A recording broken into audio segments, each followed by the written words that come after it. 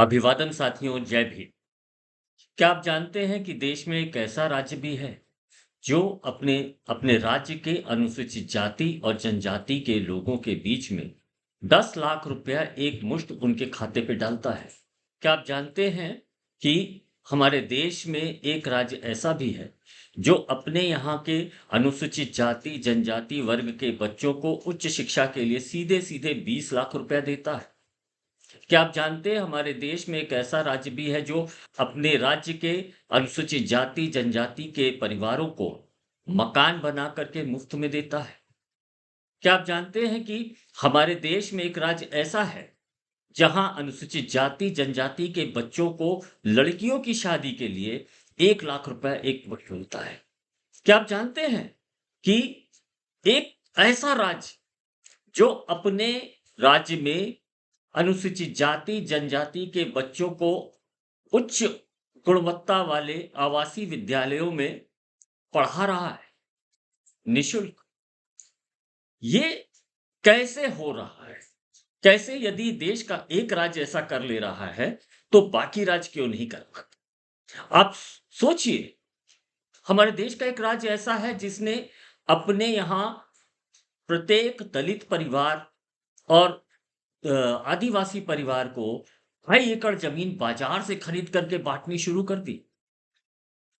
क्या आप मान सकते हैं कि हमारे देश का एक राज्य ऐसा है जिसने अपने यहाँ के जो अनुसूचित जाति जनजाति मतलब दलित और आदिवासी परिवार के युवाओं को उद्यमों की तरफ बढ़ाने के लिए एक बड़ी राशि उपलब्ध कराई जिससे कि वो अपना खुद का काम शुरू कर सकें?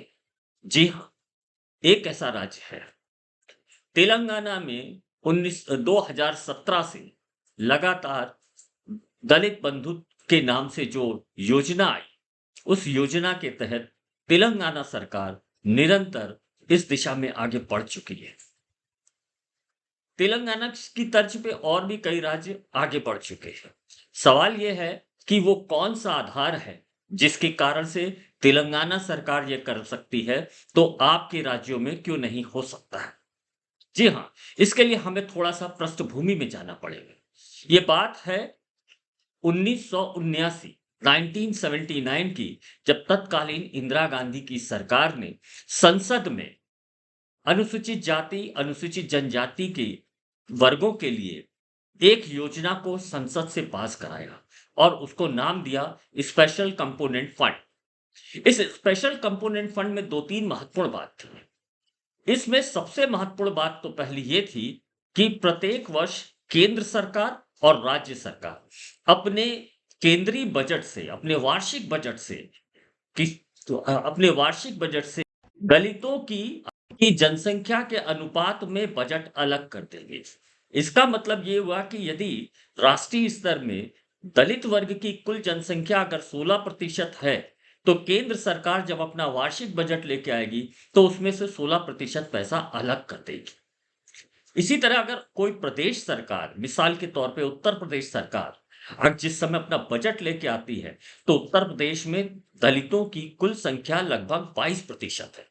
इसका मतलब ये हुआ कि उत्तर प्रदेश सरकार को अपने कुल वार्षिक बजट में से 22% पैसा निकाल के अलग रख देना होगा और इस पैसे का उपयोग पूर्ण रूप से अनुसूचित जाति और अनुसूचित जनजाति वर्गों के विकास के लिए किया जाएगा। आप इमेजिन करिए, आप सोचिए, यदि ये पैसा अगर पिछले 40 साल से मतलब 1979 से अगर लगातार अनुसूचित जाति वर्ग और जनजाति वर्ग को मिलता रहता, तो एक नया इतिहास रच जाता। और जैसा डॉक्टर अंबेडकर ने जब देश आजाद हुआ तो उस समय एक बात कही थी कि हम राजनीतिक तौर पे तो हमें बराबरी मिल गई है, लेकिन सामाजिक और आर्थिक बराबरी जब तक हमें नहीं मिलेगी, तब तक हमारी स्वतंत्रता अधूरी रहेगी। डॉक्टर अंबेडकर के उस सपने को पूरा करने में यह योजना पूर्ण रूप से सक्षम थी। लेकिन आखिर वो क्या कारण है कि इस योजना के लागू होने के बावजूद अभी तक अनुसूचित जाति जनजाति अभी तक इस योजना के लाभ से दूर रहे? इस योजना में एक और बहुत महत्वपूर्ण बात थी। इस योजना में महत्वपूर्ण बात ये थी कि ये योजना पूर्ण रूप से किसी दलित व्यक्ति, उसके परिवार या दलित समुदाय के लिए थी। मतलब ऐसा कोई भी बस्ती या कोई भी ऐसी जगह जहाँ पे दलित वर्ग बड़ी तादाद में है, ज़्यादा संख्या में है, वहाँ पे भी वो लोग अपनी ज़रूरत के अनुरूप अपनी योजना बना करके सरकार से कह सकते हैं कि हमको यहाँ पे इस योजना की ज़रूरत है, यहाँ पे आपको ये करना है, हमें ये चीज़ चाहिए। मिसाल के तौर पे अगर आप कहते हैं कि हमें अपने क्षेत्र में अनुसूचित जाति जनजाति के लिए के बच्चों के लिए एक आवासीय स्कूल चाहिए, तो सरकार इस योजना के तहत इस पैसे को खर्च कर सकती। अब सवाल ये उठता है कि आखिर ऐसा क्या कारण था कि ये पैसा कभी भी अनुसूचित जाति या अनुसूचित जनजाति के हिस्से में आया नहीं। इसका सबसे बड़ा पहला कारण ये था कि ये एक योजना थी और 1979 योजना के लागू होने के बाद से लगभग 2004 तक तो दलित संगठन, दलित आंदोलन, दलित समाज को ही अपने बारे में बनी इस योजना की कोई भी जानकारी नहीं थी। सन 2004 के आसपास ऐसा पहली बार हुआ कि दलित आंदोलन और दलित संगठन के लोगों को इस योजना की जानकारी मिली और जब उन्होंने जानकारी को खोल करके देखना शुरू किया, तो उन्होंने पाया कि इस योजना की मद में प्रत्येक राज्य सरकार और केंद्र सरकार निरंतर पैसे का आवंटन करती है। लेकिन चूंकि ये एक योजना है, यदि केंद्र सरकार को पैसे का आवंटन इस योजना के तहत करना था, लेकिन केंद्र सरकार ने क्या किया कि उन्होंने अपनी समझ से, अपने राजनीतिक उद्देश्यों को ध्यान में रखते हुए, राजनीतिक हितों को ध्यान में रखते हुए, जो योजनाएं अनुसूचित जाति वर्ग के लिए, अनुसूचित जनजाति वर्ग के लिए बनाई, उन्होंने उसी के अनुरूप पैसे का आवंटन हुआ। अब कहाँ तो 16% पैसे का आवंटन होना था, लेकिन ये आवंटन 3, 4, 5% से कभी भी ऊपर पहुंचा ही नहीं।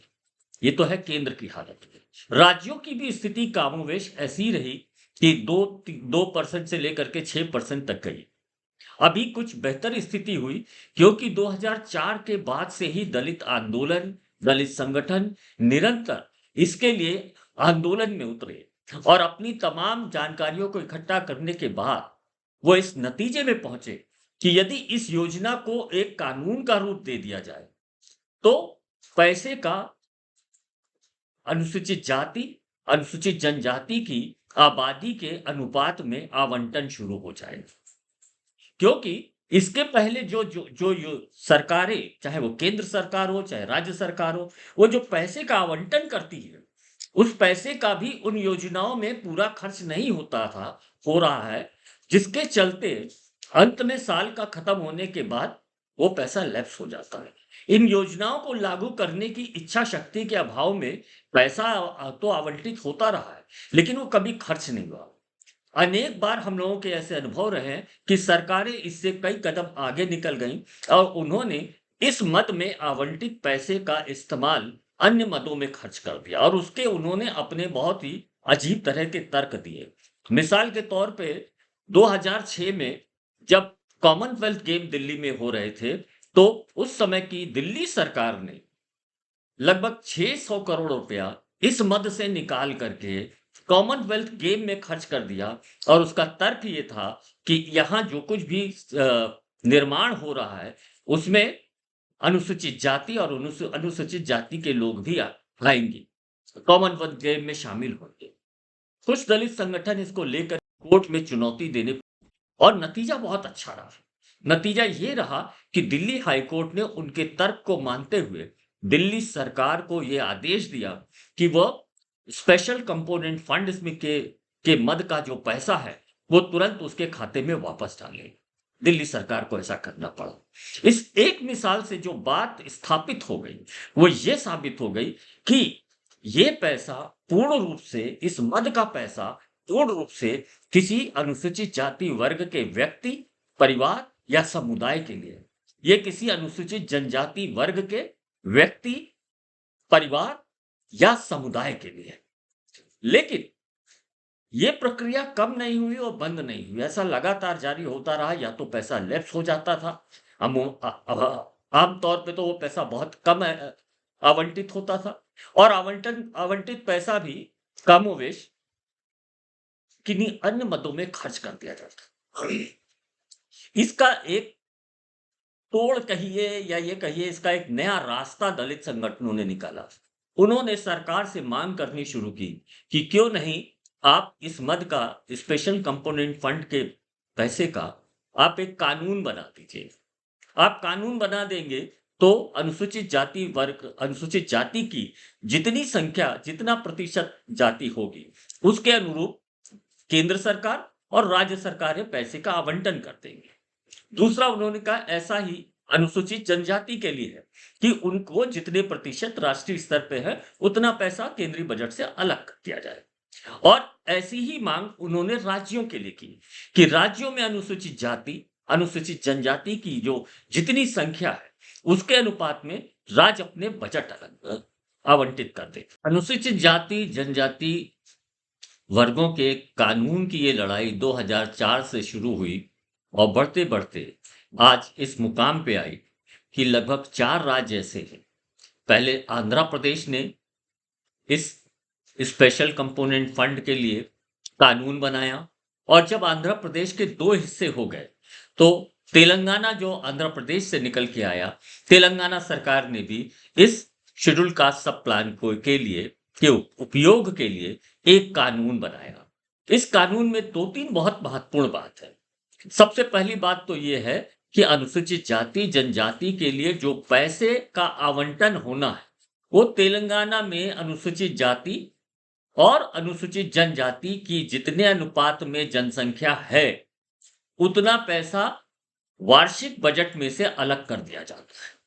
और उस पैसे से अलग करके तेलंगाना सरकार ने जो योजनाएं बनाई, जिनकी मैंने शुरुआत में, उन्होंने सफलतापूर्वक लागू करना शुरू किया। आज तेलंगाना में दलित और आदिवासी बच्चों के लिए नवोदय की तर्ज पे बहुत गुणवत्तापूर्ण आवासीय विद्यालय खुल गए हैं। लगभग 238 विद्यालय खुल चुके हैं पूरे प्रदेश में। और उसका नतीजा ये है कि जो बच्चे निकल रहे हैं, वो नई नई बड़ी बड़ी सफलता प्रदेश के स्तर पे, राष्ट्रीय स्तर पे पा रहे हैं। यहां तक कि ये बच्चे स्पोर्ट्स के क्षेत्र में भी बड़े बड़े नए कीर्तिमान स्थापित कर रहे हैं। आंध्र प्रदेश और तेलंगाना के बाद कर्नाटक भी इस पूरे फंड को लेकर के कानून बना चुकी है। आंध्र प्रदेश में बन गया, तेलंगाना में बन गया, कर्नाटक में बन गया, तमिलनाडु में बन गया, हिमाचल प्रदेश भी इस दिशा में आगे बढ़ चुका है, राजस्थान में इसमें व्यापक सहमति बनती दिख रही है। थोड़ी बहुत उत्तर प्रदेश सरकार के अंदर भी इसका चर्चा चल रहा, जो हमारे सूत्रों से जानकारी है उसके अनुसार। इस कानून में 2-3 चीजें बहुत अच्छे तरह से तय हो जा रही है। पहली चीज तो मैंने जैसा आपको बताया कि जितनी अनुपातिक प्रतिशत दलित या आदिवासी हैं, उतना ही पैसा राज्य के बजट से, और यदि केंद्र के स्तर पे है तो केंद्र के स्तर पे जो दलित आदिवासियों की जो अनुपातिक संख्या है, उतना पैसा वो लोग आवंटित करेंगे। अब इसके लिए इस कानून में दूसरी जो चीज है वो ये है कि इस पूरे पैसे के लिए को लेकर के जो योजनाएं बनेंगी, उन योजनाओं के लिए एक अलग से एक नोडल एजेंसी या मंत्रालय या विभाग चिन्हित करके बनाया जाएगा।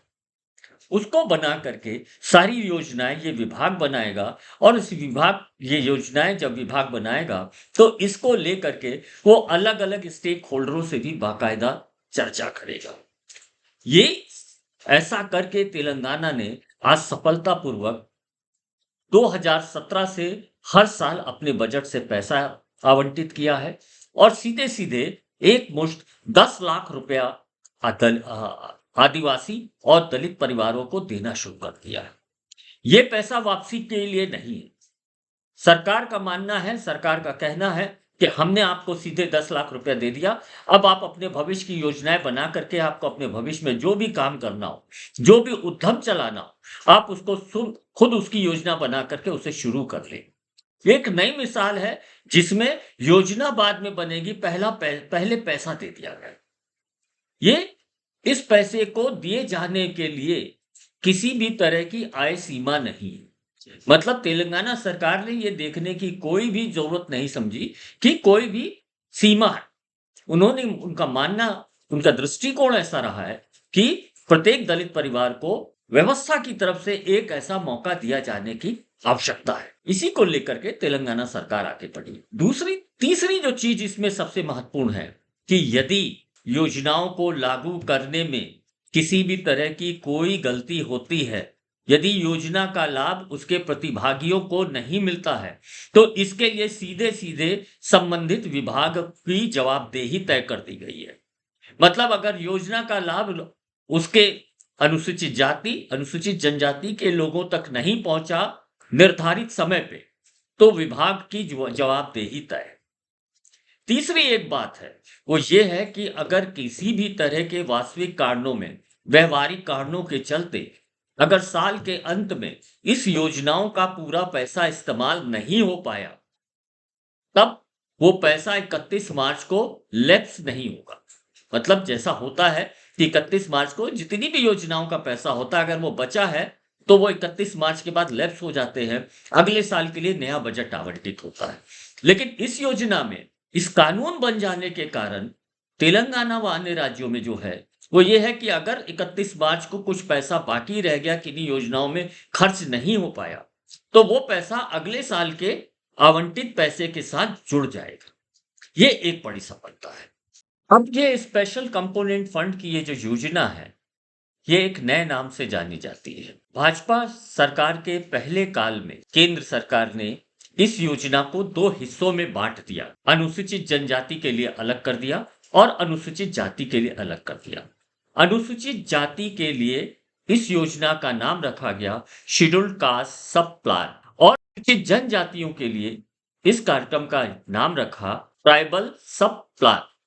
और ट्राइबल सब प्लान का पूरा योजनाओं को बनाना, पैसे को खर्च करने की सारी ज़िम्मेदारी अब जो ट्राइबल मिनिस्ट्री है, उसके पास है।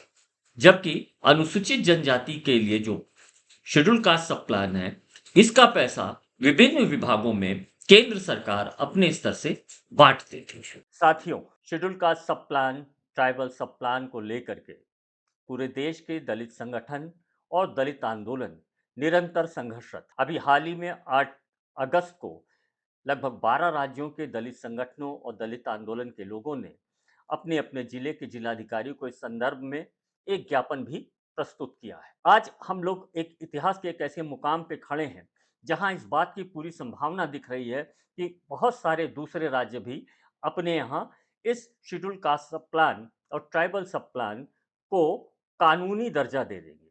कानूनी दर्जा मिलने के साथ ही इसमें जो एक प्रावधान है कि कोई भी दलित व्यक्ति, समुदाय या परिवार अपनी ज़रूरतों के अनुकूल सरकार से मांग कर सकता है कि हमें अपने लिए ये योजनाएं या ये सुविधाएं चाहिए।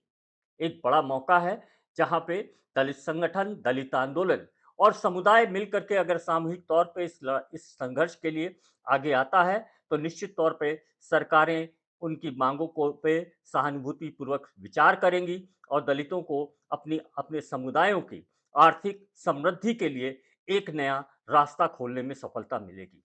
और अंत में एक बात जरूर कहूंगा, हमारे संवैधानिक अधिकार या डेमोक्रेटिक राइट्स, ये दोनों तभी सुरक्षित रह सकते हैं जब हमारी समाजों की आर्थिक समृद्धि लगातार होती रहे। कोई समृद्ध समाज ही अपने संवैधानिक अधिकारों, लोकतांत्रिक अधिकारों को लगातार सुरक्षित रखने में कामयाब हो सकता है। जय भीम।